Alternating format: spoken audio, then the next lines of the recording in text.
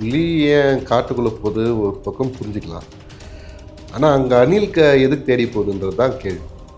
புலி காட்டுக்குள்ளே போச்சே ஏதாவது வேட்டையாட போகணும். அணிலையா வேட்டையாட போகுது? முதல்ல அது வேட்டையாடுதா இல்லை பதுங்கி உட்காந்து இருக்க போதா என்னன்னே தெரியல. அதுக்கும் அணிலுக்கும் என்ன சம்மந்தம்னு புரியல.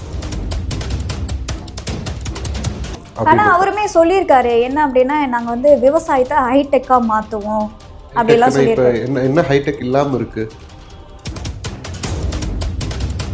சீமான் சொல்றது வாயில் பேசுறது, அவருக்கு வாய் பேசுறது தவிர அந்த மேடை பேச்சை தவிர, அது மேடையில் பார்த்தீங்கன்னா ஒரு கதை சொல்ல வரார். அவரை பொறுத்த வரைக்கும் அவ்வளோதான். வந்து மைக் முன்னாடி இருந்து ஒரு கதை சொல்லணும், அந்த கதையை முடிச்சுட்டு அவர் போயிடுவார். அதோட முடிஞ்சு போச்சு. திமுக காரங்க எப்பவுமே வந்து நான் சென்ட்ரலில் இருக்கிற எலெக்ஷனுக்கு வேணால் இந்தியா கூட்டணின்னு சொல்லுவாங்க. தமிழ்நாட்டு எலெக்ஷனுக்கு திமுக கூட்டணி தானே சொல்லுவீங்க, இந்தியா கூட்டணின்னு சொல்கிறதுக்கு வாய்ப்பு இல்லைல்ல. அப்படிதான் விஷயம். ஆனால் அவங்க திருப்பி ட்ரை பண்ணுறது என்டிஏ கூட்டணி. அதிமுகன்ற ஒன்றத்தை டோட்டலாக அழிக்கிறதுக்காக தான் பிளான் பண்ணு. கொள்கை பிடிப்போட தான் இன்றைக்கி நடக்குதா எல்லாமேன்னு கேட்டால் கிடையாது. தலைவரோட முகம் ஸ்டாலின் அப்படின்ற ஸ்டாலினோட முகத்தை பேஸ் பண்ணி தான் இங்கே நடக்குது. அந்த அரசியல் தான் பெருசாக கொண்டு போகிறாங்களே தவிர கொள்கைப்படி நடக்கலை. அது நடக்கணும். அதனால தான் நம்ம அவங்க அரசியல் எதிரி, அதனால தான் நம்ம அவங்களை எதிர்க்கிறோம். அது அப்படி மாறிக்கிட்டே இருக்கும். அந்த வளர்ச்சி இப்போ பரிணாம வளர்ச்சின்னு சொல்றோம். அது வீழ்ச்சியா இருக்க எடுக்கூடாதுன்றது தான் கன்சர்ன். கவலைப்படாதீங்க, முதல்ல கண்ணீர் வடிக்க திராவிட முன்னேற்ற கழகத்தை பொறுத்த மட்டும் கொள்கை கோட்பாடு அதே நீட்டு வேணும்னு சொன்ன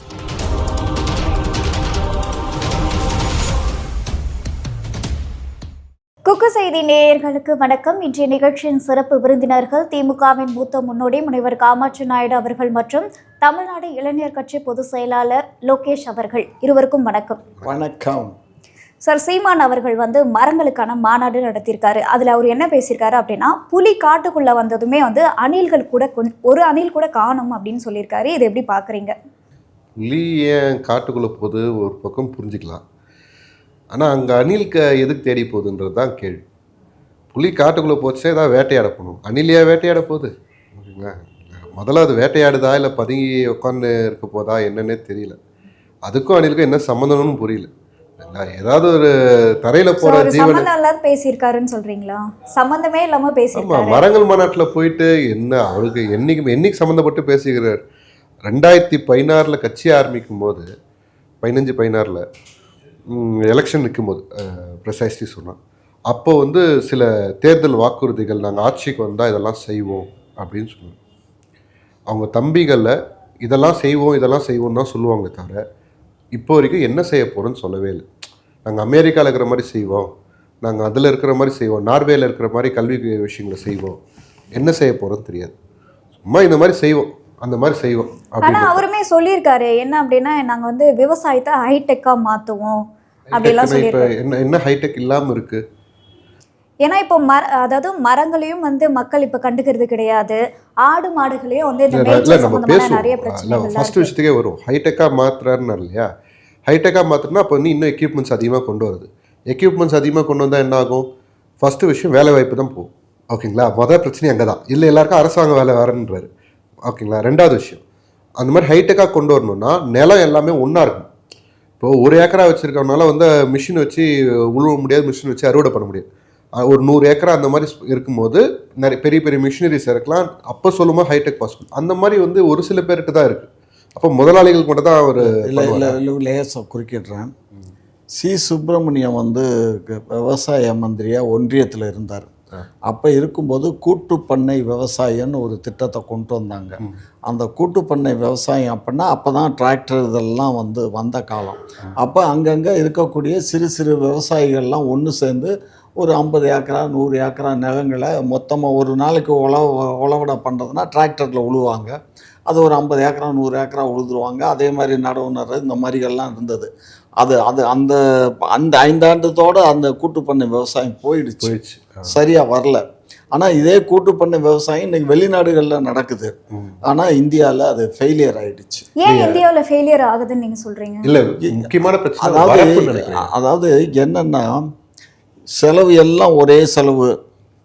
அதுக்கப்புறம் அதுலேருந்து வரக்கூடியதை அவங்க நிலத்துக்கு தகுந்த மாதிரி பிரிச்சுக்குவாங்க. லாஸ் வரும்போதும் அந்த லாஸும் அவங்களுக்கு பிரியும். அது வருமானம் வரும்போது போயிடும்.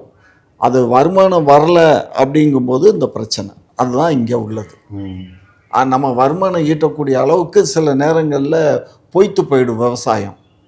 அதுதான் காரணம். ஏன்னா நம்மளுடைய தட்பவெப்பநிலை இந்தியாவில் அந்த மாதிரி இருக்குது. வெளிநாடுகளில் அப்படி இல்லை. அவங்களுக்கு வாட்டர் சோர்ஸஸ் ப்ராப்ளமே கிடையாது. இந்த பக்கத்தில் இருக்க மலேசியாவில் கூட வாட்டர் ப்ராப்ளமே இல்லை. எப்போ பார்த்தாலும் 24 மணி நேரமும் அவங்க இதில் எல்லாம் தண்ணி கொட்டிகிட்டே கிடக்கு. வாட்டரும் ஃப்ரீயாக கொடுக்குறாங்க அரசாங்கம். விவசாயம் பண்ணிக்கிறதுக்கு நிலமும் கொடுக்குறாங்க. அதுக்கு இவ்வளோன்னு ஒரு குத்தகை தான். குத்தகை கொடுத்துட்டோம்னா நமக்கு ஒரு 10 ஏக்கராவோ 20 ஏக்கராவோ 30 ஏக்கராவோ கொடுத்துருவாங்க. அது அவங்களுக்கு வருஷ குத்தகை கொடுத்துட்டா போதும். அரசாங்கத்துக்கு தண்ணி ஃப்ரீயாக கொடுத்துருவாங்க. அதுக்கப்புறம் நம்ம அதில் விவசாயம் பண்ணி நம்ம இது பண்ணிக்கலாம். அவங்க நாட்டை டெவலப் பண்ணுறதுக்கு மலேசியா இதை பண்ணுது. அப்போ நம்ம ஊரில் வந்து விவசாயம் பண்ண முடியாததுக்கு காரணம் அதாவது ஹைடெக் முறையில் தண்ணி பிரச்சனை, அதுதான் முக்கியம். மான்சூன் தண்ணி பிரச்சனை, லேபர் ப்ராப்ளம், பல பிரச்சனைகள் இருக்குது. இந்தியாவில் வந்து ஒரு சைடில் இது வந்து இந்தியா வந்து ஒரு பரந்த பூமி. உலகத்திலேயே வந்து 2வது இடத்துல இருக்குது இந்தியாவுடைய நிலப்பரப்பு. அவ்வளோ பெரிய நிலப்பரப்பு கொண்ட நாடு நம்ம நாடு. இந்த நாட்டில் ஒவ்வொரு மாநிலங்களும் ஒவ்வொரு மொழி பேசக்கூடிய மக்களாக பிரிஞ்சிருக்காங்க. அந்த மக்கள் எல்லாம் வந்து வறுமை கோட்டுக்கு கீழேயும் நம்ம மாநிலங்களில் நிறைய மாநிலங்கள் இருக்குது இந்தியாவில். அப்படி இருக்கும்போது அவங்கள எடுத்து கொண்டு வந்து இப்போ இங்கே இப்போ எடுத்துக்காட்டு இன்றைக்கி வந்து தமிழ்நாட்டில் இன்றைக்கி எந்தெந்த கண்ட்ரியில் ஸ்டேட்லேருந்து வந்திருக்காங்க பாருங்கள். மற்ற வடநாட்டில் இருக்கக்கூடிய ராஜஸ்தான், பீகார், பஞ்சாப், ஹரியானா எல்லாரும் இன்றைக்கி இங்கே வந்தால் குமிஞ்சிருக்கான். காரணம் என்னென்னா சோர்ஸஸ் இங்கே நிறைய இருக்குது, வேலைவாய்ப்பு இருக்குது, மற்ற சோர்ஸஸும் இங்கே நிறைய இருக்குது. ஆகையினால தான் இன்றைக்கி இங்கே வந்து இந்தியாவில் வந்து அதை மாதிரி பண்ணுறோம். ஆனால் இந்தியாவுடைய இது வந்து சில நேரங்களில் நம்ம பார்த்திங்கன்னா டெல்டா விவசாயம்லாம் பொய்த்து போயிடும். காரணம் என்னென்னா நமக்கு வந்து டெல்டாவுக்கு காரணம் வந்து நமக்கு வந்து மேட்டூர் டேம் தான். மேட்டூர் டேமுக்கு வந்து அங்கே மழை பெஞ்சால் தான் கேரளாவில் கர்நாடகாவில் மழை பெய்யணும், தமிழ்நாட்டில் மழை பெய்யணும். அப்படி மழை பெஞ்சால் தான் நமக்கு டேம் இந்த வருஷம் 5வது முறையாக ஃபுல்லாகி ஓவர்ஃப்ளோ போயிட்டுருக்கு. இது ஒவ்வொரு ஆண்டும் நடக்காது. அப்படி இந்த கடந்த 3 ஆண்டு காலமாக தான் ஓவர்ஃப்ளோ போயிட்டுருக்கு. பொய்த்து போகல. பயிர்கள் நாசமாக போச்சு, அழுகி போச்சு. நெற்கள் அறுவடைக்கு இருக்கும்போது மழை பெஞ்சு முளைச்சி போச்சு. இந்த மாதிரி சூழ்நிலையும் வந்துடும் விவசாயத்தில். ஆனால் இதே கூட்டு பண்ணை விவசாயம் மாதிரி தான் இந்த பிரச்சனை வராது. ஏன்னா அதுக்கு இப்போ ப்ராப்பரான வடிகால்லாம் வச்சுருப்பாங்க. அந்த வடிகால் போயிடும். இது அந்த மாதிரி இங்கே அங்கே தான் பாயிண்ட்டு. அதான் யாரும் வந்து அவங்க வரப்பை வந்து காம்ப்ரமைஸ் பண்ணுறதுக்கு தயாராக இருக்க மாட்டாங்க. இது என் வரப்பு அப்படியே தான் இருக்கும். இந்த மாதிரி பெரிய பெரிய மிஷினரிஸ் இறங்கும் போது வரப்பு எல்லாம் நிற்காது. ஓகேங்களா, மொத்தமாக அவங்க உழுது தான் போகணும்னு நிற்பாங்க. டிராக்டர் விஷயம் வேறு, டிராக்டரால் சுற்றி வந்து திருப்பி போக முடியும். இந்த பெரிய மிஷினரிஸ் அப்படி கிடையாது. விஷயம் என்னென்னா வந்து ஹைடெக்குன்னு சொல்லும் போது வெறும் வந்து நிலத்தை உழுறது மட்டும் கிடையாது, நாற்று நடுறதுலேருந்து எல்லாமே மிஷினரி. எல்லாம் இந்த திருப்பி அறுவடை பண்ணி ஃபைனலாக அந்த நெல் தனியாக இது தனியாக பிரிக்கிற அளவுக்கு நெல்லுக்கு மட்டும் சொல்லும்போது. அதே மாதிரி தான் கரும்புக்கு கொஞ்சம் வருஷத்துக்கு முன்னாடிலாம் வந்து கரும்பு கட் பண்ணுறதுக்கு மிஷின் தான் எடுத்துகிட்டு வந்தாங்க. ஆனால் என்னென்னா அது ப்ராப்பராக அதை ஒரு இன்டர்வலில் நடணும். அந்த இன்டர்வல் நட்டால் தான் அதை ப்ராப்பராக எடுத்துகிட்டு போகும். இல்லைன்னா அது ஃபெயிலியர், கரும்புலாம் நசுங்கி சேதம் அடைகிறது அதிகமாக இருக்கும். இந்த நடைமுறைகளுக்கு நம்ம உள்ளே போகணுமா அப்படின்னு கேட்டால் போக வேண்டிய கட்டாயத்தில் தான் நம்ம இருக்கிறோம். அதில் மாற்றுக்கிறது இல்லை. ஆனால் பாசிபிளான்னு கேட்கும்போது அது ஒரு பெரிய கேள்விக்குறி. இப்போ இங்கே வந்து கோஆப்ரேட்டிவ் சொசைட்டிஸ்னு இருக்குது. அதில் வந்து இன்றைக்கி நிறைய ரூல்ஸ் மாற்றிருக்காங்க. அப்போ 10 பேர் 15 பேர் இருந்தால் போதும். இப்போ 25 பேர்கிட்ட வேணும். ஓகேங்களா, இந்த சொசைட்டியாக சேர்ந்து அந்தந்த ஊர் மக்கள் அவங்கவுங்க தேவையான விஷயங்களை வாங்கிக்கிறாங்க. ஒரு டிராக்டர் வாங்கிக்கிறாங்க, இந்த மாதிரி மிஷினரி வாங்கிக்கிறாங்கன்னா அதுக்கு மானியம் கிடைக்கும், வட்டி இல்லாத கடன் கிடைக்கும், எல்லாமே கிடைக்கும். அந்த மாதிரி வந்து ஜனம் வந்து சேரணும் அப்படின்னா அரசாங்கம் வந்து ஃபீஸிபிலிட்டி ஓப்பன் பண்ணி கொடுத்தாலும் அது மக்கள் விரும்புகிறாங்களா இல்லையான்றது தான் விஷயம். அவங்கவுங்க பயிர் என்ன பயிர் போடணும்னு முடிவு பண்ணுது. ஏன்னா வந்து எல்லாருமே ஒரே பயிர் போட்டால் மார்க்கெட்டில் அடி வாங்கிறதுக்கு வாய்ப்பு இருக்குது. இப்போ தக்காளிலாம் அந்த மாதிரி தான். திடீர்னு பார்த்தா மொத்த பேர் தக்காளி போட்டுருப்பாங்க, மொத்தமாக ரேட் அடி வாங்கும். சில டைம் தக்காளியாக இருக்காது, ரேட்டு ஏறும். இப்போது இது மார்க்கெட் பேஸ் பண்ணி இருக்குது. அரசாங்கம் இந்த மாதிரி கதை ஓப்பன் பண்ணியிருந்தாலும் இந்த இடத்துல இருக்க மக்களுக்கு இந்த வருஷம் இவ்வளோ மழை பெய்யறதுக்கு வாய்ப்பு இருக்குது, இந்த பயிருக்கு நீங்கள் பாருங்கள் அப்படின்றது. இப்போ தக்காளி அதிகமாகுதுன்னா அதுக்கு தேவையான கிடங்குகளை உருவாக்குறது, இந்த மாதிரி விஷயங்கள்லாம் இருக்குது. அந்த கம்ப்ளீட் இன்ஃப்ராஸ்ட்ரக்சர் உருவாக்கிட்டாங்க அப்படின்னா அப்போது ஜனம் வந்து தயாராக இருக்கும். இப்போ சரி ஓகே, அரசாங்கம் சொல்கிற வழியில் நம்ம போவோம், கூட்டு பண்ண வச்சு கூட்டு விவசாயம் பண்ணுவோன்ட்டு. சீமான் சொல்கிறது வாயில் பேசுறது. அவருக்கு வாய் பேசுறது தவிர அந்த மேடை பேச்சை தவிர, அது மேடையில் பார்த்தீங்கன்னா ஒரு கதை சொல்ல வரார். அவரை பொறுத்த வரைக்கும் அவ்வளோதான். வந்து மைக் முன்னாடி வந்து ஒரு கதை சொல்லணும். அந்த கதையை முடிச்சுட்டு அவர் போயிடுவார். அதோட முடிஞ்சு போச்சு. அவருக்கு அதை தாண்டி செயல்திறன் இதெல்லாம் செஞ்சு இதெல்லாம் எப்படி செய்யணுன்றதெல்லாம் எனக்கு தெரியாது. மனசில் தோன்ற எண்ணங்கள் எல்லாருக்கும் எண்ணம் வரும். இப்போ ஒரு இந்தியா வல்லரசு ஆகணும்னா இந்தந்த விஷயம் வல்லரசாக இந்த விஷயம்லாம் செய்யணும்னு எனக்கும் என்ன இருக்கும், அண்ணனுக்கு என்ன இருக்கும், உங்களுக்கும் என்ன இருக்கும், ஓகேங்களா? அது எல்லாத்தையும் மேடையில் போய் பேசிட்டா கைத்தட்டு வாங்கிட்டா பத்தாது. அது உண்மையிலே செயல்படுத்த முடியுமா சாத்தியமா அப்படின்றத வந்து யோசிச்சு பேசாம சும்மா ஒரு ஏதாவது பேசிடணும்ன்றதுக்காக பேசுறாருன்னு சொல்லுவாங்க.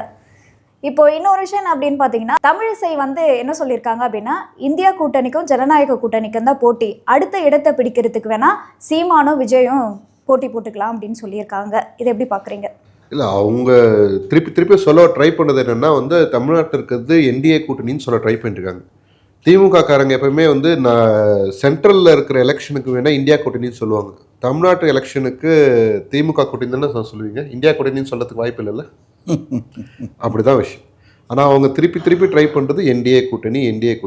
அதிமுகன்ற ஒன்றத்தை டோட்டலாக அழிக்கிறதுக்காக தான் பிளான் பண்ணிருக்காங்க. இப்போ 2 நாள் முன்னாடி எல்முருகன் என்ன சொன்னார், அதிமுக வந்து ஆர்எஸ்எஸ் வழி நடத்துது அப்படின்னு சொன்னார். அது என்ன பெருசா ஒரு செல்லூர் ராஜு தவிர வேற யார் பெருசா இதா பேசுறாங்க? அது கூட அவர் கூட பூஸ்னாப்ல தான் பேசுறாங்க. யாருக்கும் அடிமை கிடையாது, நாங்க பூஸ்னாப்ல தான் பேசுறாப்ல. எதுவும் நேரடியா ஸ்ட்ரைட்டா எல்முருகன் அப்படிலாம் கிடையாதுங்க அப்படின்னு சொல்றதுக்கு தைரியம் இருக்கா? கிடையாது. அதை அப்படியே முழுகி அழிஞ்சி போகிறதுக்காக தான் பார்த்துங்க. அப்படி இருக்கிற சுச்சுவேஷனால தான் திமுகக்கும் தாவேகாக்கும் போட்டி அப்படின்னு விஜயண்ணா மேடையில் சொன்னது. ஏன்னா வந்து அதிமுக இன்னைக்கு முன்னிருந்த பலத்தோடு இருக்கும்போது இன்னைக்கு டிவிக்கு வேலையே இல்லாமல் கூட இருக்கலாம். ஆனால் இன்னைக்கு அப்படி கிடையாது சுச்சுவேஷன். நாங்கள் முக்கியமாக கவனிக்க வேண்டியது ஒரு வலுவிழந்த கட்சியாக தான் இருக்குது அப்படின்னு சொல்கிறீங்க. இருக்குது. ஏன் 67 77 மறுபடியும் கோட் பண்ணுறோம்னா, 77 வந்து திமுக உடஞ்சிது, ஓகேங்களா? காங்கிரஸோட ஓட்டி இவர் எம்ஜிஆர் கேப்சர் பண்ணிக்கிட்டார், ஓகேங்களா? 67 காங்கிரஸ் மாதிரி ஒரு விஷயத்துலேருந்து ராஜாஜி மாதிரி ஆளுங்கள்லாம் தனியாக இருக்குது. அந்த மாதிரி அந்த பிரேக்கேஜ் இருக்குது பாரு. அந்த மாதிரி சுச்சுவேஷனாக இப்போ இன்றைக்கி அதிமுகலேயும் இருக்குது. ஸோ இதுதான் ரைட்டான டைம். அதாவது கழகங்களை நம்ம இங்கேருந்து ஒழிக்கலாம் முடியாது. இதுவும் தமிழக வெற்றி கழகம் தான், ஓகேங்களா? ஆனால் பாயிண்ட் என்னென்னா வந்து இந்த திராவிட கொள்கையை உண்மையிலே இன்னைக்கு கொள்கையாக மனசில் நினச்சிட்டு செயல்படுறவங்க எத்தனை பேர் இருக்கிறாங்க? இப்போ திமுக கூட எடுத்துக்கோங்க. கொள்கை பிடிப்போட தான் இன்னைக்கு நடக்குதா எல்லாமேன்னு கேட்டால் கிடையாது. தலைவரோட முகம் ஸ்டாலின் அப்படின்ற ஸ்டாலினோட முகத்தை பேஸ் பண்ணி தான் இங்கே நடக்குது. அந்த அரசியல் தான் பெருசாக கொண்டு போகிறாங்களே தவிர கொள்கைப்படி நடக்கலை. அது நடக்கணும். அதனால தான் நம்ம அவங்க அரசியல் எதிரி, அதனால தான் நம்ம அவங்களை எதிர்க்கிறோம். அப்போ திமுக கொள்கைன்னு ஒரு பேச்சுக்கு சொன்னாலுமே வந்து கொள்கைப்படி நடந்துக்கல. இன்னைக்கு காலகட்டத்தில் அப்படி இருக்கு. திமுக வந்து கொள்கைப்படி நடந்துக்கல அப்படின்ற ஒரு குற்றச்சாட்டை வந்து வைக்கிறாரு. தமிழகத்தில் மட்டும் இல்லாமல் அகில இந்திய அளவில் கொள்கை கோட்பாடோட ஒரு அரசியல் கட்சி அது இருக்குன்னா அது இருந்துச்சுன்னு சொல்லணும்.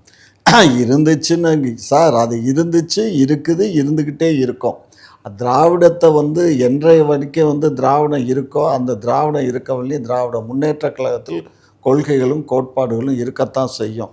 அது ஐயா ஸ்டாலின் இருந்தாலும் சரி, அல்ல உதயநிதி இருந்தாலும் சரி, ஐயா இன்பநிதி வந்தாலும் சரி, இவர்களே இல்லாத வேறு நபர்கள் வந்தாலும் சரி, அந்த கட்சி இருக்கும், அந்த கொள்கை இருக்கும், எல்லாமே கோட்பாடுகள் இருக்கும். என்ன காரணம்? நீங்கள் ஒரு விஷயம் நல்லா புரிஞ்சுக்க, எத்தனையோ ஒரு எவ்வளோ பத்திரிக்கை நடத்துகிறாங்க. எத்தனை ஆண்டு காலமாக ஒரே பத்திரிக்கை, முரசொலிங்கிற ஒரு பத்திரிக்கை நாங்கள் நடத்திக்கிட்டு இருக்கோம். அந்த பத்திரிக்கையை நீங்கள் ரெகுலராக படிங்க, ஒரு 10 நாளைக்கு படிங்க போதும். அதில் எங்களுடைய கொள்கைகள் எல்லாமே அதில் வரும். தலையங்கங்களை நீங்கள் பாருங்கள், அதில் நாங்கள் கொள்கை வருது. ஆனால் கொள்கை ரீதியாக செயல்பாடுகள் இல்லை அப்படின்னு சொல்லுவாங்க. அது கொள்கை ரீதியாக செயல்பாடு இல்லை. ஒரே ஒரு உதாரணம் மட்டும் சொல்லணும். தேசிய கல்விக் கொள்கையை எதிர்க்கிறோம். ஏமா அது அதாவது அவங்க 2020 எதிர்த்துட்டு இருக்கோம், ஓகேங்களா? 20 அது வரைவு வந்ததுலேருந்தே எதிர்த்து இருக்கோம். இப்போ 24 25, ஓகேங்களா? இவங்க ஆட்சிக்கு வந்து 4.5 வருஷம் கிட்ட ஆயிடுச்சு. ஒரு வரைவு ஒன்று உருவாக்கணும், அதாவது தமிழ்நாட்டுக்கான கல்விக் கொள்கையை ஒரு வரைவு உருவாக்கணும்னா அதுக்கு உருவாக்கி கொடுத்துட்டாங்க ஒரு டீம், ஓகேங்களா? அதை வெளியேறதுக்கு 2 வருஷம் ஆகும். வெளியிட்டாச்சுங்க. எப்போ? 4.5 வருஷம் கழிச்சா? இப்போ ஒரு 6 மாதத்துக்கு 6 மாதம்லாம் அவ்வளோ, 1 மாதம் தான் ஆச்சு. 1 மாதம் தான் ஆச்சு. அதுதான் சொல்றேன், 4.5 வருஷம் கழிச்சு. இதே வந்து கொள்கை பிடிப்போடு இருக்கிற இது வந்தா முதல்ல வந்த 1 வருஷத்துல அதை செஞ்சிருக்க முடியுமா? முடியாது. அவ்வளோதான் கேள்வி, சரிங்களா? அப்போ கொள்கை பிடிப்போட இல்லை, தலைவரோட முகத்துக்காக தான் இருக்காங்க. உண்மையிலே வந்து நீட்டு வேணான்னு நினைச்சிருக்கவங்க அந்த 1000 கையெழுத்து வாங்கி வந்து என்ன பண்ணாங்கன்ற நமக்கு தெரியல. ஏமா, விஜய் தான் தாவேக்கா தான் விஜய்ங்கிற மாதிரி அவர் பேசுறாரு. விஜய் இல்லைன்னா தாவேக்கா இல்லைங்கிற மாதிரி அவர் இப்ப பேசுறாரு. ஸ்டாலின் இல்லைன்னா அப்படி இல்ல, தாவேக்கால திமுக விஜய் இல்லைன்ற மாதிரி தான் இருந்தாலும் போயிட்டு இல்லைனாலும் உங்களை மாதிரி நீங்க இன்ப நீதி வரைக்கும் போயிட்டீங்க. சார், தாவேக்கால விஜய் இல்லைனாலும் அவருக்கு பின்னாடி உங்களை மாதிரி இளைஞர்கள் எல்லாம் அந்த பொறுப்புக்கு வருவீங்க ஐயா. நீங்களும் அதை வழி நடத்துவீங்க. யாரும் தனி ஒரு மனிதனை வச்சு அரசியல் கட்சி ஆரம்பிக்கும் போது வேணா இருக்கலாம். இப்போ அதிமுக ஆரம்பிக்கும் போது எம்ஜிஆர் ஆரம்பிச்சாரு, அதுக்கப்புறம் ஜெயலலிதா அம்மா வந்தாங்க, அதுக்கப்புறம் இப்போ எடப்பாடி வந்திருக்காரு, ஸோ ஓபிஎஸ் இருந்தார், அது சசிகலா இருந்தாங்க. இது மாதிரி இதெல்லாம் வந்து நீங்கள் பரிமாண வளர்ச்சிங்க. இது அது அப்படி மாறிக்கிட்டே இருக்கும். அந்த வளர்ச்சி இப்போ பரிணாம வளர்ச்சின்னு சொல்றோம். அது வீழ்ச்சியா இருக்க எடுக்கூடாதுன்றது தான் கன்சர்ன். கவலைப்படாதீங்க. நீங்க முதல்ல கண்ணீர் வடிக்க வேண்டாம். திராவிட முன்னேற்ற ஐயா, திராவிட முன்னேற்ற கழகத்தை பொறுத்த மட்டும் கொள்கை கோட்பாடு அதே நீட்டு வேணும்னு சொன்னதுக்கு உண்மையிலேயே அவங்க வந்து கல்வி வந்து ஸ்டேட் லிஸ்ட்ல வரணும் அப்படின்ற மாதிரி முடிவு பண்ணியிருந்தாங்கன்னா அதுக்கு என்னென்ன மாதிரி விஷயங்கள்லாம் செஞ்சிருக்கலாம். வெறும் நீட்டு வேளாண் கையெழுத்து வாங்கினவங்களுக்கு அதை உண்மையிலே ஸ்டேட்டஸ்க்கு கொண்டு வரதுக்கு என்னென்ன ஃபைட் பண்ணணுமோ அது என்ன முயற்சி எடுத்தாலும் இந்த கல்வி வரைக்கும் நிதி தரலன்னு சண்டை போட்டுட்டு இல்லம்மா. இந்த கல்விக் கொள்கை வந்து நேத்து இன்னைக்கு இல்லம்மா, மாநிலங்களுக்கு தான் கல்விக் கொள்கை. நீங்க 4 வருஷமா இங்க இருந்தீங்களா? இல்ல இப்ப இங்க ஆட்சி பண்றது நீங்க தானே. இப்ப இல்ல, சண்டை போடுங்க, போடலையேன்றதுன்னு ஐயா கொஞ்சம் பொறுமையா கேளுங்க. இந்த மாநில கல்விக் கொள்கையை வந்து எப்பொழுது ஒன்றியத்துக்கு எடுக்குதுன்னா எமர்ஜென்சி பீரியடு அந்த காலகட்டங்கள்ல தான் அந்த அம்மா இந்திரா காந்தி அம்மையார் வந்து மாநிலத்தில் இருந்ததை ஒன்றியத்துக்கு பிடுங்கிட்டாங்க. சரிங்களா? அதுக்கப்புறம் வந்து அது மாநிலம் வந்து அதுக்கு நமக்கு நிறைய சப்சிடி கொடுத்தாங்க. அப்போ 16% சப்சிடி கொடுத்தாங்க. யூஜிசிங்கிறத ஆரம்பித்து அந்த யூஜிசி மூலயமா ஃபண்டிங் நிறைய கொடுத்ததுனால நம்மளால் சமாளிக்க முடியாமல் இருக்க சூழ்நிலையில் பணம் வருதே அப்படிங்கிற அந்த எண்ணத்தினால நம்ம கம்முன்னு இப்போ வரைக்கும் பணம் வருதுனால அமைதியாக இருந்தோம். இப்போ அந்த பணமும் பணம் நின்று போச்சு. அப்போ நின்று போச்சு. அப்போ அதுக்கான சண்டை எடுக்கலாம்ல. பணம் கொடுங்கன்னு சண்டை போடுறதுக்கு நீங்க எனக்கு மாநில பட்டியல் கொடுத்துட்டு நான் பார்த்துக்கிறேன்னு சொல்ல வேண்டியது தானே. அந்த ஸ்டாண்ட் எங்கேயுமே அவங்க சொல்லவே இல்லை. அதனால தான் சொல்கிறேன், அவங்க கொள்கையை விட்டு தள்ளி போயிட்டாங்களோன்ற அச்சம் இல்லை. இப்போ நம்ம வந்து மாநில கொள்கை இப்போ என்னென்னா யூனிவர்சிட்டிஸ்க்கெல்லாம் இப்போ ஃபண்டு கொடுக்கறதே இல்லை. யூஜிசி இப்போ வாத்தியார்களுக்கு மட்டும் கொடுத்துட்டு இருக்கான். அதையும் வந்து ஸ்டாப் பண்ண போகிறான். ஐயா, அதுதான் மொத்தத்தையும் சேர்த்து ஒரே திட்டமா கொண்டு வந்து அதுல தான் ஃபண்டு தரதா போயிட்டு இருக்குது. இல்லை, இப்போ ஒன்றிய அரசு இப்போ யூனிவர்சிட்டிஸ் பேமெண்ட் கொடுக்குறது இல்லைங்க. முன்னேறிலாம் வந்து 40 விழுக்காடு வந்து ஒரு இப்போ ஒன்றும் இல்லை, மதுரை காமராஜர் பல்கலைக்கழகம்னா 40 விழுக்காடு அவங்க ஒன்றியம் கொடுத்துரும் செலவுக்கு, மீது 60% மாநில அரசு கொடுக்கும். அது ஃபண்டிங் நடக்கும். இப்போ ஒட்டு மொத்தமாக அந்த 40% அவங்க ஸ்டாப் பண்ணதுனால நம்ம 100% நம்ம செலவு பண்ணுறதுனால தான் அந்த ஆசிரியர்களை வந்து நம்ம வந்து அந்த யூஜிசி ஸ்கேலுங்கிறது என்னன்னா அந்த அது சென்ட்ரல் கவர்மெண்ட் நிர்ணயம் பண்ணி 2 லட்ச ரூபா சம்பளம் வரும். அந்த சம்பளம் நம்மளால் கொடுக்க இயலலை. ஐயா புரியுதுயா, அதனால தான் நம்ம கன்சால்டேட் பேங்கிற லெவலில் இப்போ நம்ம நடத்திட்டு இருக்கோம். ஏன்னா நிறைய பேருக்கு வந்து இந்த கல்வி, நான் செக்ரட்டரி, நான் காலேஜினுடைய செக்ரட்டரியாக இருந்தேன்.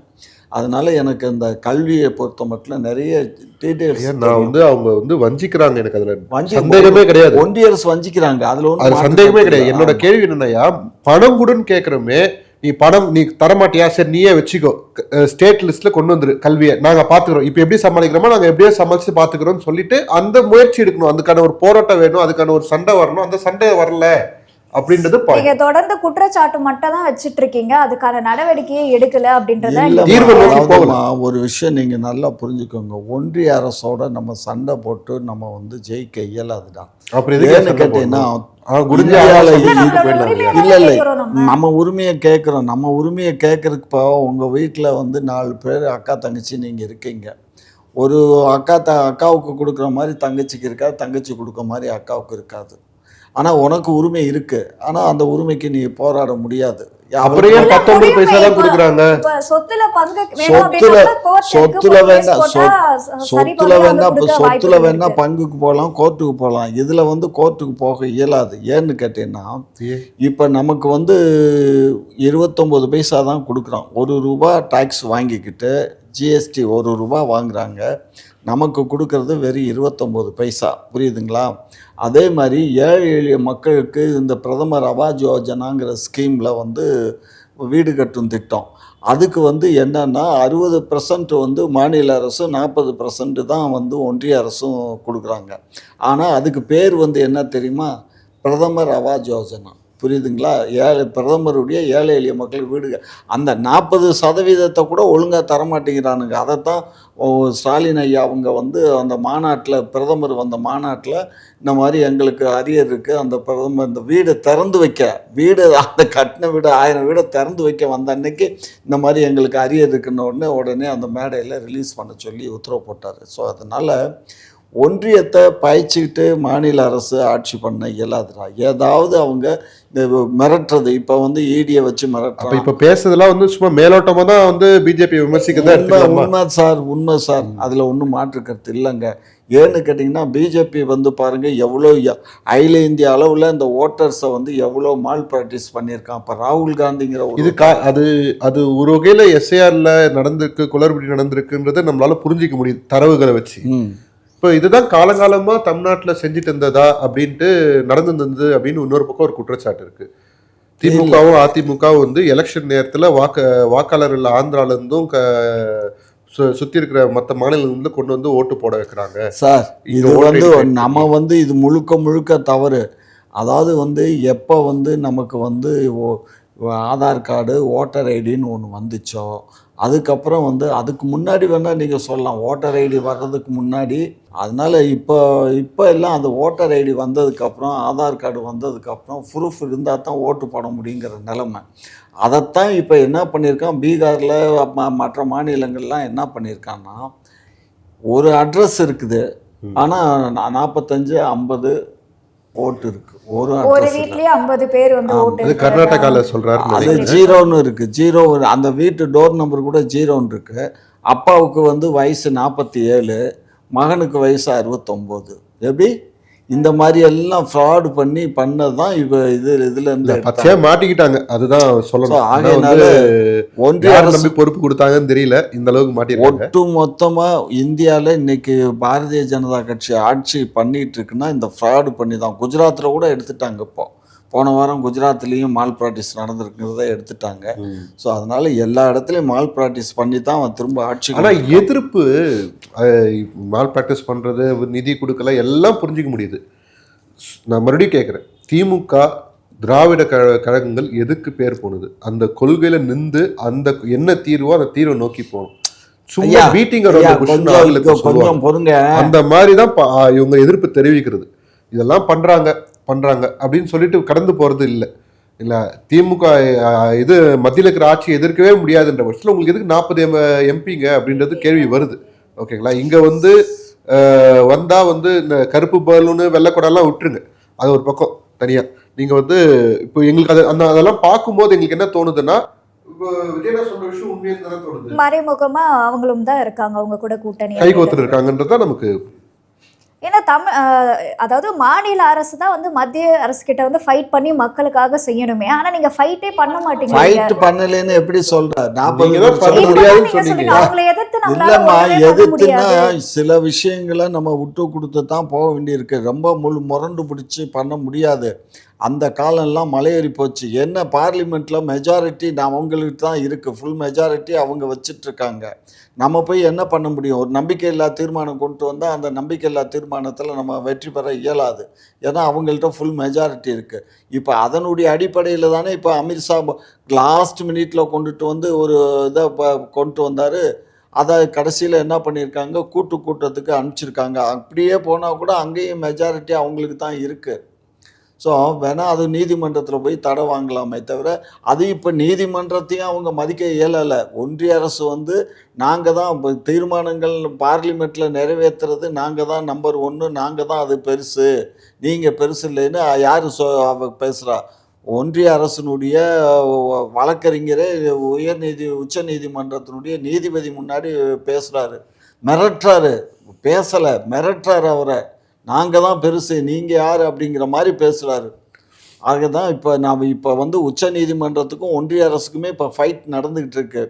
இப்போ அவர் ரிட்டையர் ஆகிற தொட்டிக்கும் தான். அவர் ரிட்டையர் ஆகிட்டாருன்னா அடுத்த வர பூரா இப்போ சொல்லியிருக்காங்க 85 நீதிபதிகள் நியமனம் பண்ணியிருக்கான். அந்த 85 நீதிபதிகளும் எல்லாமே அவங்க ஆர்எஸ்எஸ்னுடைய பாடி தான். ஸோ அதனால் இது எல்லாமே இதை மாற்றணும் அப்படின்னா ஒரு பெரிய ரெவல்யூஷன் உண்டாகணும். அந்த ரெவல்யூஷன் உண்டானால் மட்டும்தான் ஜல்லிக்கட்டு போராட்டத்துக்கு எப்படி வந்தோமோ இது மாதிரி நித்தம் போராட்டம் எல்லா மாநிலத்திலையும் நடக்கணும். தமிழ்நாட்டில் மட்டும் நடந்து ஒன்றும் ஆக போகிறது இல்லை. எல்லா மாநிலங்களும் ஒரே நேரத்தில் இது மாதிரி ஒரே கூப்பாடு போட்டு ஸ்தம்பிக்கணும், இந்தியாவை ஸ்தம்பிக்கணும். இந்த காலகட்டத்தில் இல்லை. அதனால் இது கஷ்டம். ரெண்டாவது, இன்றைக்கி இருக்கக்கூடிய நிலைப்பாடு வந்து பாருங்கள், இன்றைக்கி நமக்கு வேலையில்லா திண்டாட்டத்தை மோடி ஆரம்பித்தாரா ட்ரம்ப் ஆரம்பித்தாரா எப்படியோ நாசமாக போச்சு. கிட்டத்தட்ட இன்றைக்கி ஒரு 5 to 6 லட்சம் பேர் வந்து திருப்பூரில், கோயம்புத்தூரில், கரூரில் அந்த சைடு தான். அதே மாதிரி இங்கே சென்னையிலையும் நிறைய இது போகுது. இங்கே இருக்க மிஷினரிஸ் தான் அங்கே போகுது. இப்போ இதெல்லாம் நின்று போச்சு 50 விழுக்காடு டேக்ஸ் போட்டதுனால. இப்போ இந்த பிரிக்ஸ் நாட்டோட நம்ம இன்னும் கூட்டணி வச்சு இப்போ அந்த நாடுகளுக்கு நம்ம சப்ளை பண்ணுறதுக்கு பேச்சுவார்த்தை நடத்தணும். இது முன்னக்கூட்டியே இதை இவங்க பண்ணியிருக்கணும். இன்றைக்கி பிரதமர் வந்து சைனா கூட போகிறது, ரஷ்யா கூட போகிறது, இது இன்றைக்கி ஆரம்பிக்கிறத அவன் என்னைக்கு நம்ம பேரில் கடுப்பு எடுத்தானோ, இந்த ட்ரம்ப் பவருக்கு வந்த உடனே சொன்னார்ல, அன்றைக்கே இவங்க இதை ஆரம்பிச்சிருந்தாங்கன்னா இன்றைக்கி நமக்கு ஈஸியாக அதை ஸ்டாப் பண்ணி இங்கே இன்றைக்கி சப்ளை பண்ணிட்டு இருக்கலாம். அப்போ இங்கே ஜெர்மனி போகிறதையும் அதே மாதிரி பண்ணியிருக்கலாம். ஏன்னு கேட்டிங்கன்னா அதுவும் அதே நேரத்தில் பார்த்தீங்கன்னா டிஜிபியோட ஓய்வு பெறாரு, வேறு டிபார்ட்மெண்ட்டுக்கு மாற்றுறாங்க. ஒருத்தர் வேற ஒரு டிஜிபி இப்போ வெங்கட்ராமன் சொல்லி பதவி ஏற்றுக்கிறாரு. இதெல்லாம் முதலமைச்சர் இல்லாத நேரத்தில் நடக்குது. இதை யாருமே கவனிக்கலையா? பாருங்க, நீங்க ஒரு விஷயம் நல்லா புரிஞ்சுக்கோங்க. ஒரு அரசாங்கத்தோட ஒரு சிஸ்டத்தோட டாப் மோஸ்ட் பொசிஷன் இருக்கு, police department top most position இருக்க ஒருத்தர் மாறுறாங்க அப்படின்ற விஷயத்துல, அதுவும் வந்து அந்த நேரத்தில் சிஎம் பிரசன்ட் இல்லைன்னா இது எப்படி புரிஞ்சிக்கிறதுன்ட்டு ஒரு பெரிய கேள்விக்குறி. ஐயா, நீங்கள் தவறான தகவலை பரப்புரை பண்ணுறீங்க. இப்போ அந்த லிஸ்ட்டு அனுப்புறது வந்து இப்போ இங்கே வந்து என்ன 3 மாதத்துக்கு முன்னாடி அனுப்பிச்சிருக்கணும் சார். 3 மாதத்துக்கு முன்னாடி 90 நாளைக்குள்ளே அனுப்பணும்னு சட்டம் விதி இருக்குது சார். அதை அனுப்புறதுக்கு வந்து எங்களுக்கு வந்து அதில் வந்து என்னன்னு கேட்டிங்கன்னா, ஏற்கனவே இங்கே சட்டம் ஒழுங்கு ரொம்ப கெட்டு போயிருக்குன்னு நீங்கள் எல்லாம் பரப்புரை பண்ணுறீங்க. அப்படி அதெல்லாம் உண்மைன்னு எந்த கத்திரிக்காய் இந்த இதை காட்டிலும் மோசமாக இருக்குது. பீகாருக்கு போய் பாரு, தமிழ்நாடு தான் நம்பர் 1 இன்னைக்கு. நம்ம நல்லா பாதுகாப்பு இல்லாம இருக்கிறதுல நம்பர் 1 தான் இருக்கு. இல்ல நீங்களா டிஜிபி அப்பாயின்மெண்ட்டை பொறுத்த மட்டும் இப்போ இது மாத்திரம் இவ்வளவு ஒரு வேகமா பேசுறாரு. City commissioner incharge of DGP யாரு? அருண் சொல்றீங்களா? அருண் இல்லைங்க, அதுக்கு முன்னாடி விஸ்வநாதனா யாரோ ஒருத்தர் இருந்தாரு, அவர் பேர் எனக்கு ராஜேந்திரன். அவர் பேர் ராஜேந்திரன் தானே, சிட்டி கமிஷனரா இருந்தார்ல. சொல்லுங்க.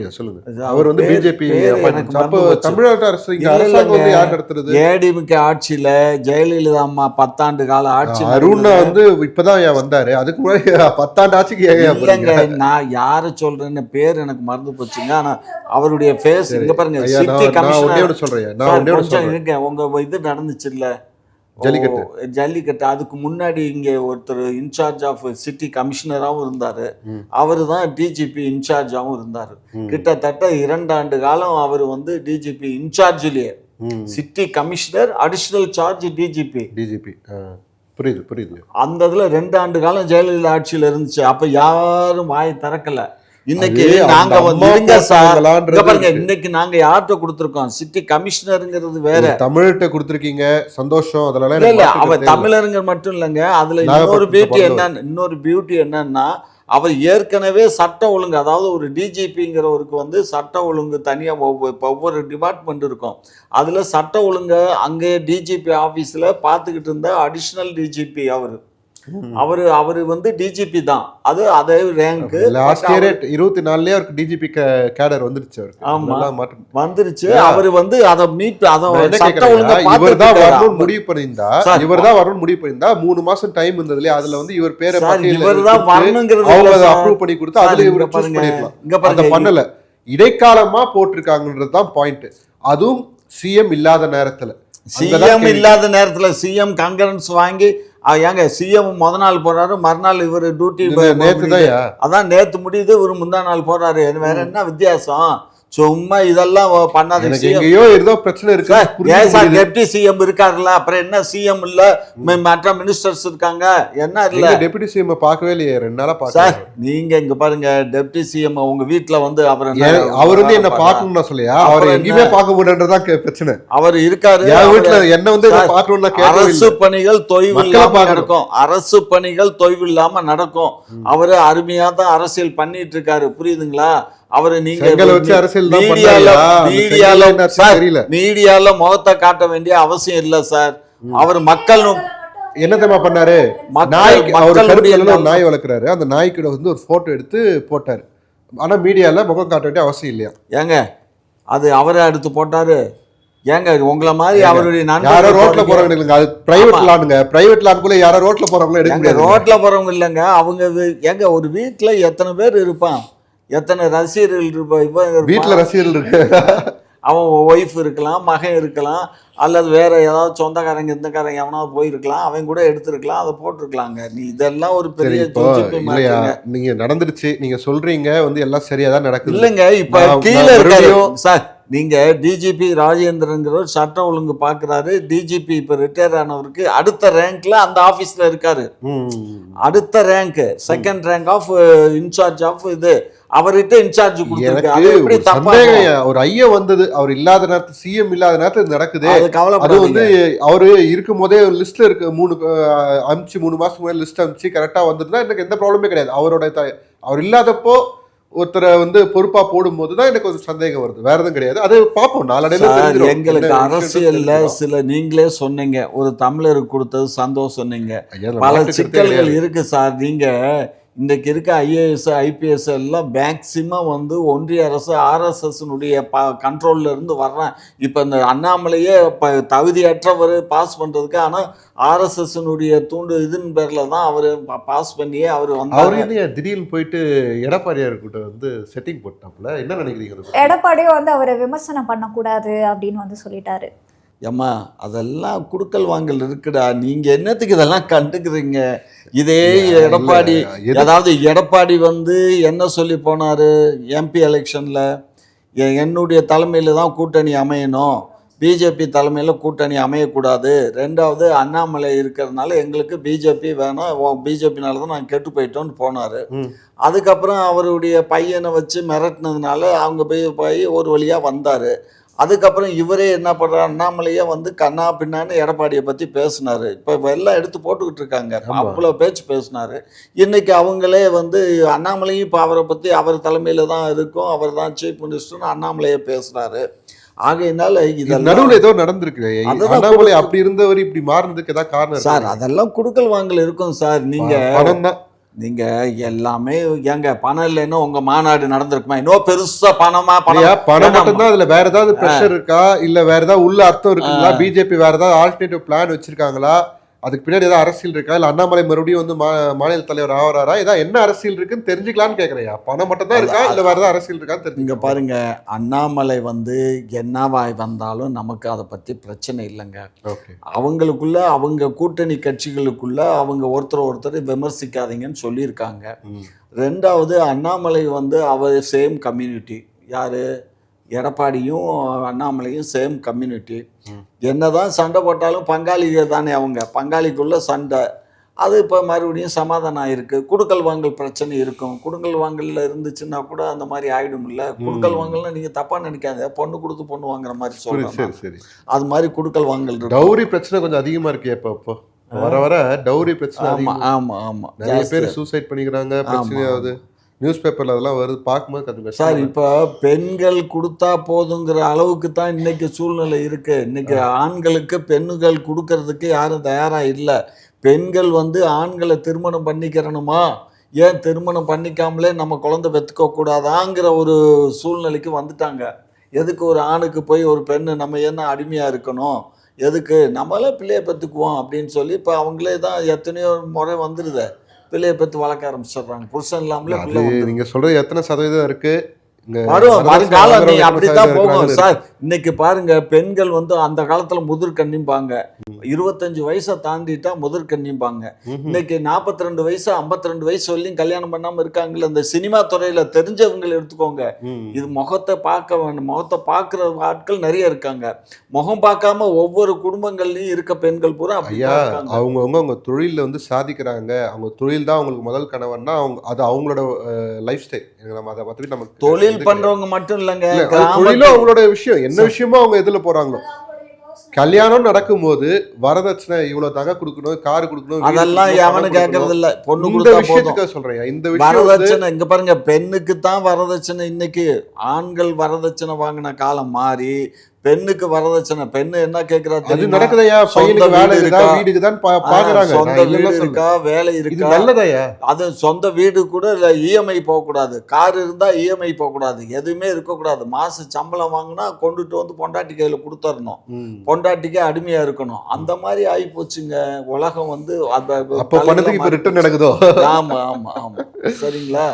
ஆகையினால இது வந்து இனி போகிற காலங்களில் தாவேக்கா வந்து எங்கெங்க, அதாவது காட்டாத்து வெள்ளம் கரை உரண்டு ஓடும்போது இதில் தாவேக்கா என்ன, இன்னொரு கட்சி இருக்க நாம் தமிழர் கட்சி, டிடிவி, இப்போ ஒரு ஸ்ட்ராட்டஜி ஃபாலோ பண்ணிடுறாங்க. இப்போ நாம் தமிழரையும் வந்து தாவேக்காவையும் ஒன்றா வச்சு தான் வந்து நாம் தமிழர் தொடர்ந்து தாவேக்கா அடிச்சிட்டு இருக்கனால அங்கே வச்சிடலாம் இவங்களான்னு பிளான் பண்ணி தான் அந்த ஸ்ட்ராட்டஜி மூவ் பண்ணாங்க. அது ஒர்க் அவுட் ஆகாது. ஏன்னா தாவேக்கா தலைவர் என்றைக்குமே வந்து நாத்தாக்காவை விமர்சனம் பண்ண போகிறது கிடையாது. ஓகேங்களா? அவங்க டார்கெட் அவங்க கிடையாது, திமுக மட்டும்தான். காற்றாற்று வெள்ளத்துலன்னா இங்கேயும் வெள்ளம் வரப்போகுது, புயல் வரப்போகுது, பிரளயமே வரும். ஏன்னா நீங்கள் இங்கே இருக்கிறது இளைஞர்கள், கோடிக்கணக்கான இளைஞர்கள் இருக்காங்க, கூட பெண்களோட சக்தி இருக்கு. சார் நீங்க இருங்க, பார்க்க போறீங்க. இவங்க ரிட்டையர் ஆயிட்டு ரிட்டையர் ஆகிற ஸ்டேஜ்ல இருக்கிற பலத்துக்கும் இளைஞரோட பலத்துக்கும் வித்தியாசம் இருக்கு. இவங்களுக்கு விவரம் அரசியல்ல வந்து சூழ்நிலை தெரிஞ்சிருக்கலாம். ஆனா போர்னு வந்ததுக்கு அப்புறம் என்ன களத்துல நடக்க போகுதுன்னு பார்க்கலாம் போறோம். முந்தா நாள் ஒரு டிவியில நியூஸ் பார்த்தேன். 36 வயசு, அவங்க போஜ்புரி இதில் ஹீரோயா நடிச்சுட்டு இருந்தா அந்த பொண்ணு. சரி, திடீர்னு இறந்து போயிட்டான். அச்சோ, போஜ்புரி ஆக்கிருந்த ஹீரோயிங்க, மெயின் ஹீரோயின். அதே மாதிரி ஒரு ஹீரோ ஒருத்தன் 42 வயசு, சரி, அவனும் இறந்து போயிட்டான் ஹிந்தியில். சரி, ஸோ அதனால யாருக்கும் யாரும் வயசை வந்து நிர்ணயம் பண்ண முடியாது. நோயை வந்து நம்ம வயசு இன்னைக்கு நீங்க அவ்வளோ வயசுல இல்லை, 20 வயசுல கூட இறந்து போறாங்க. அதனால ஒரு கல்யாண விருந்து போறாங்க, பாட்டு ஆடினுக்குறாங்க, 52 வயசு 60 மரணத்தை பத்தி பேசலையா? அப்புறம் உடல் உழைப்புக்கு ஒரு அளவுகோல் இருக்கு. ஓகேங்களா? உங்களுக்கு இது உங்க அனுபவம் வேலை செய்யற அளவுக்கு உடல் வேலை செய்யறது கொஞ்சம் குறைவா இருக்கும் அனுபவத்தை கம்பேர் பண்ணும்போது. ஓகேங்களா? இங்க இளைஞர்களுக்கு உடல் உழைப்பு தான் பிரதானது. ஓகேங்களா? இந்த தேர்தலில் இத்தனை லட்சக்கணக்கான இளைஞர்கள் சேர்ந்து கிட்டத்தட்ட கோடி பேர் வந்து உறுப்பினர்களாக இருக்கிறாங்க. இவங்கெல்லாம் சேர்ந்து எந்த மாதிரி ஒரு மாற்றம் நிகழப்போது நம்ம பார்க்க தான் போகிறோன்ற. பாருங்க நிறைய பாருங்க, நீங்கள் பார்த்துக்கிட்டே இருங்க, நாங்கள் ஆட்சி பண்ணிக்கிட்டே இருக்கோம்.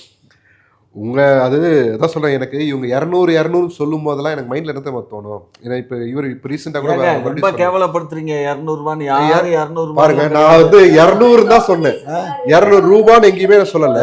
200 நான் ரூபாய் நான் பாருங்க, நான் கிளாரிட்டி பண்ணோம். நான் எங்கேயும் 200 ரூபான்னு சொல்ல, 200ன்னு சொல்லும் போது இப்போ ரீசெண்டாக அப்படின்னு ஆரம்பித்தேன். என்ன சொன்னார்னா வந்து முதலமைச்சர் கூட சொன்னார் 200 தொகுதி வெல்வோம் அப்படின்னு சொன்னார். எனக்கு அது மைண்டில் ரொம்ப ஸ்ட்ராங்காக என்ன பண்ணுதுன்னா, பூத்துக்கு 200 ஓட்டு கூட தாண்டாது இந்த தடவை அப்படின்னு எனக்கு மனசுக்குள்ள எங்கேயோ ரொம்ப ஆழமாக தோணுது. அது பார்ப்போம், ரிசல்ட் வரும்போது தெரியும். பார்ப்போம், பொறுத்திருந்து பார்ப்போம். தாவேக்கா இருக்கா இல்லையா எலெக்ஷன் 26க்கு அப்புறம் நிர்ணயம். நாங்கள் திமுக என்றைக்குமே வந்து அழிக்கிறோம் அப்படின்னு நான் எங்கேயும் சொல்ல. ஆனால் இவங்க சொல்கிற வார்த்தை இருக்குது பார்த்தீங்களா, தாவேக்கா இருக்கா இல்லையான்னு. அந்த புத்திக்கே மக்கள் வந்து என்ன பதில் சொல்லணும்னு மக்களுக்கு தெரியும். உங்களோட நேரத்தை ஒதுக்கி பல்வேறு கேள்விக்கு விளக்கம் அளிச்சிருக்கீங்க, அதற்கு நன்றி.